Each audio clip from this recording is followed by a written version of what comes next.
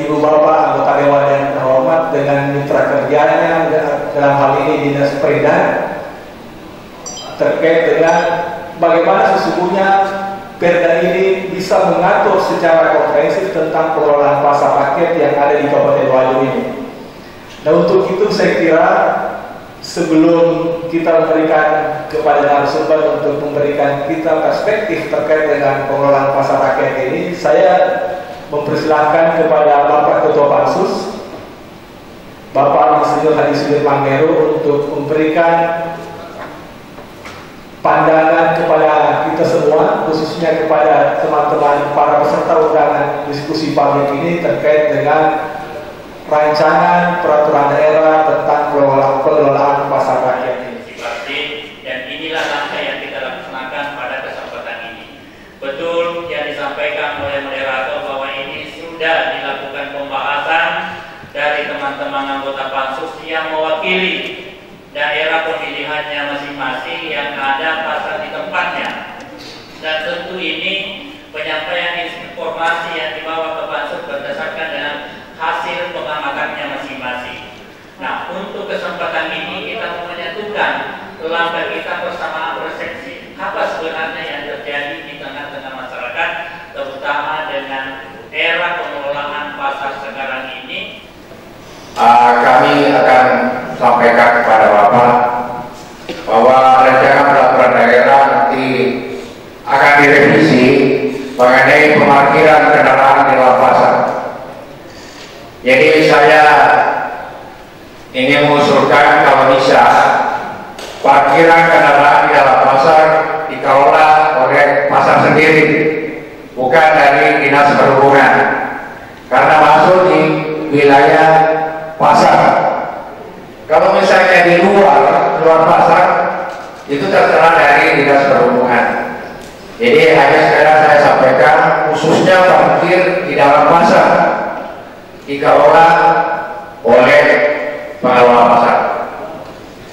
Yang kedua, mengenai penempatan pedagang di pasar tempe Amar nanti, karena banyak pedagang-pedagang yang bertanya bagaimana persyaratan kita masuk nanti di pasar yang baru. Terima kasih.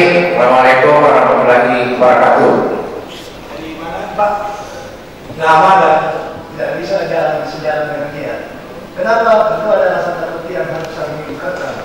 Pertama, oleh itu kan bukan jadi dalam rumah Pak, dalam kamar. Maksudnya dia tidak kena pajak, tidak kena biaya operasional. Artinya banyak yang tidak kena, sedangkan kita di bawah. Anak-anak saya yang digaji berapa? Kalau sentral itu kalau 3.000, anak-anak yang kita gaji itu dia ada. Itulah sedikit, banyak kita gaji di bawah. Makanya bebannya terlalu banyak Pak. Listrik. Jadi memang kalau ada wacana untuk kenaikan distribusi, kami selaku user pedagang di bawah meminta untuk dipertimbangkan ulang.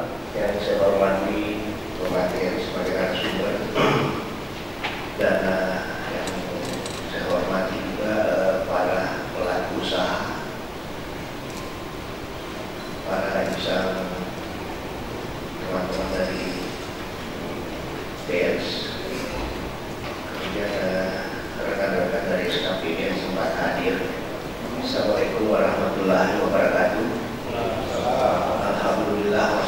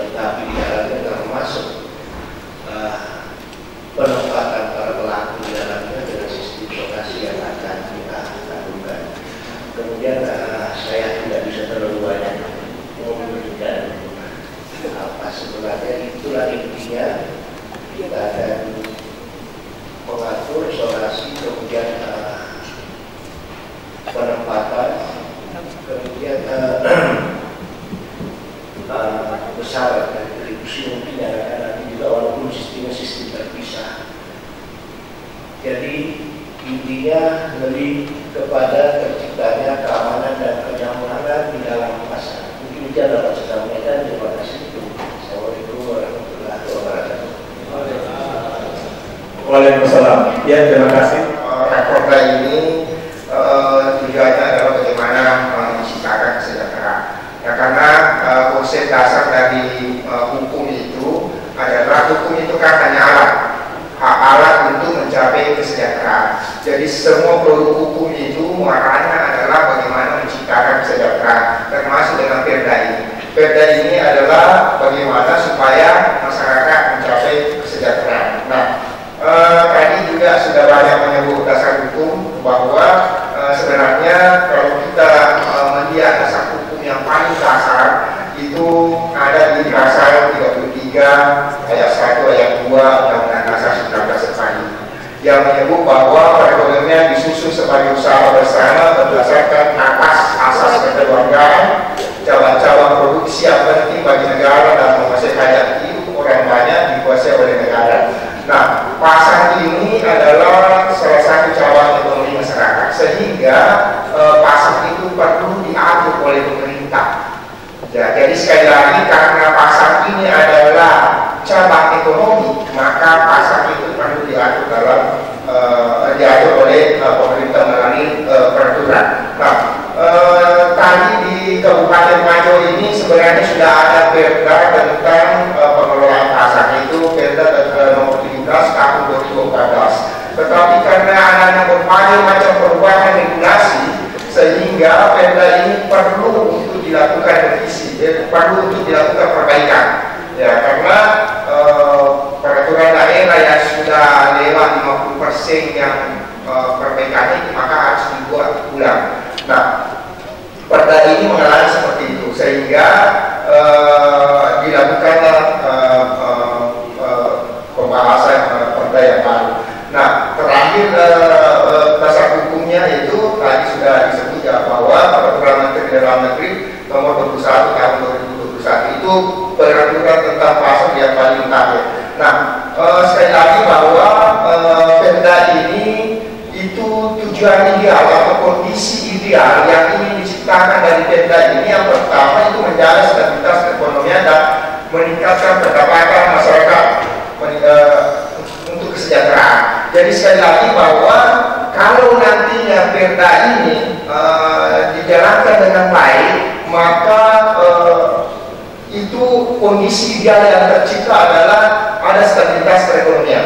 Ya. Yang kedua, mewujudkan keberadaan masyarakat yang bersih, aman, nyaman, dan tersinah. Zonasi, memang perlu ada ketertiban seperti itu, zonasi, supaya penjual tidak campur-campur. Kalau ada zonasi, saya sangat mendukung masalah zonasi itu. Dan kedua, tadi dari narasumber Pak Dokter mengenai masalah sanksi hukum, sanksi pidana ya. Kami melihat dari SIPT itu kan jelas, itu sering dilanggar oleh para pedagang pasar, seperti meroboh bentuk, meroboh kios 2 jadi 1, dan memperjualbelikan atau mempersewakan. Ini kan perlu mungkin. Jadi bila mana kita satu perda harus ada ketegasan Pak, dan harus diaplikasikan. Jangan hanya sekedar perda tanpa ada tindakan pasar. Tapi kalau saya katakan 1-2 tahun itu pasar terbakar. Nah, hancur lagi ekonomi masyarakat. Padahal sekarang kita sudah ada namanya sprinkler, tidak perlu lagi, apalagi kalau pasar. Nah, terus aspek keamanannya dan diatur oleh negara. Mana mungkin kalau tidak ada koordinasi, dia bilang ada bahasa yang pernah saya dengar bahwa biar tak ada dijual juga, ya.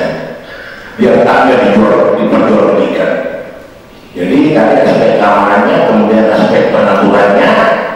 Jadi biar Selasa, tanggal Selasa untuk pabrik atau untuk pembeli itu juga dijadikan objek jualan, diperjualbelikan juga.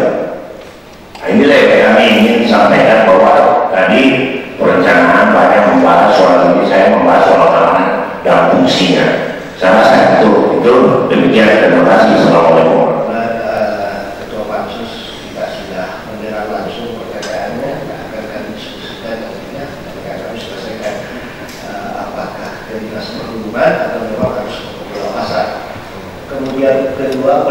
para pedagang di pasar tempe.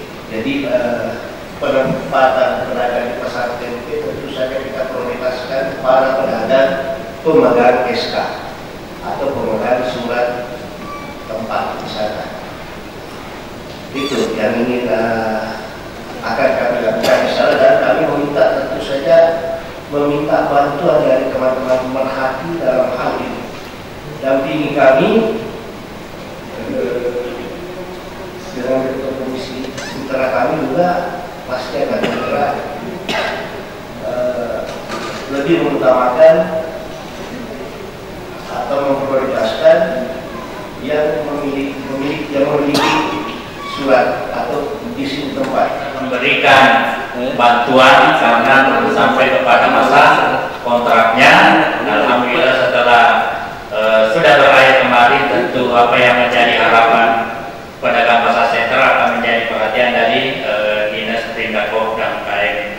Kemudian tadi memang kami dari awal juga menyampaikan bahwa di samping dengan substansi yang ingin kami capai, juga kami tetap membuka ruang tadi untuk menyampaikan aspirasi terkait dengan permasalahan yang ada di pasar, sehingga didengar langsung oleh Pak Kadis, dan alhamdulillah sudah banyak juga catatan-catatan yang telah disampaikan dan menjadi referensi bagi Pak Kadis dan juga bagi kami selaku mitra kerjanya untuk bagaimana mencarikan solusi.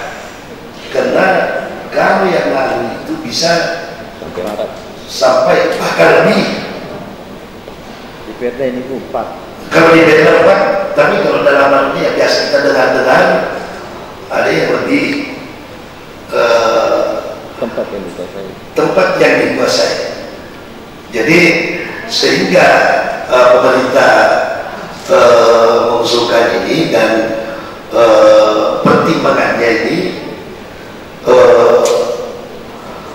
dalam satu orang. Jadi kalau ada anaknya kan lain juga. Ini yang perlu diketahui para pelaku pasar. Jadi bukan satu orang yang masuknya, bukan satu keluarga.